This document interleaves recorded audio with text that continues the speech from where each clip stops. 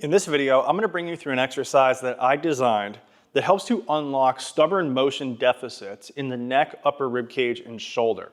And this applies a concept that we know from the lower body, but for some reason rarely apply to the upper body. And that is that movement out in the distal part of a limb, so the hands or the feet, often influences motion more proximally, or in the middle parts of the body, the spine, the rib cage, and the pelvis. And so here we're going to show you the Chaplin wrist raise, which is a direct analog to an exercise that you've probably done a million times, and that is the calf raise or the heel raise. Just as the calf raise or heel raise works the muscles in the back of the leg and unlocks motion not only at the foot and ankle, but also up the chain, this is going to work the muscles of the wrist, forearm, and hand to do just the same. So let's go through it.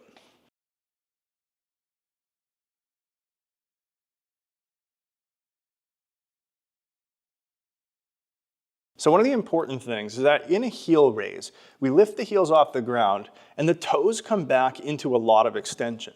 Now here in the upper body, we don't have nearly as much extension here at the base of the fingers as we do at the base of the toes. So to accommodate for that, we're going to use a yoga block here.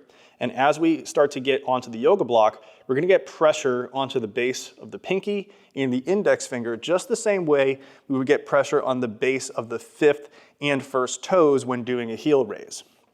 Now from this position, we're going to think about keeping the movement more or less in the front to back or sagittal plane as we lift the heel of the hand away from the yoga block. This is just the same as lifting the heel of the foot away from the ground. So we're going to keep the elbow mainly straight. We're going to push the heel away, maintaining contact in the base of the pinky and the base of the index. And then we're going to do a couple of reps here.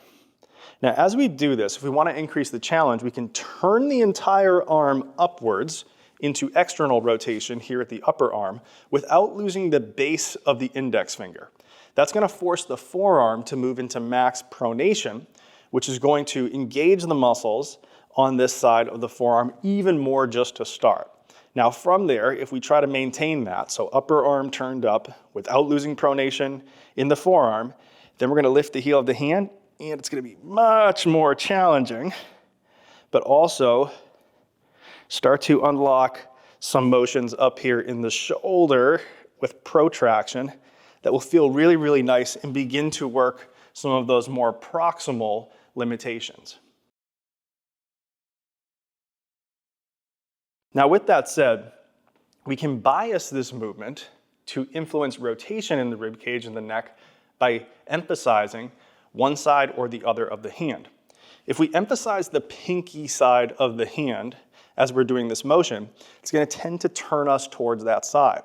On the flip side, if we emphasize the index finger side, it's going to tend to turn us away. Depending on exactly what motions we're lacking up in the upper body, we might choose one, the other, or to have a nice balance of both. Now in terms of when to apply this is going to be really helpful anytime we have deficits in motion in the wrist and hand, particularly with flexion and extension. But this is also going to be very powerful to unlock the motions in the shoulder and the upper rib cage, particularly of protraction as well as internal rotation.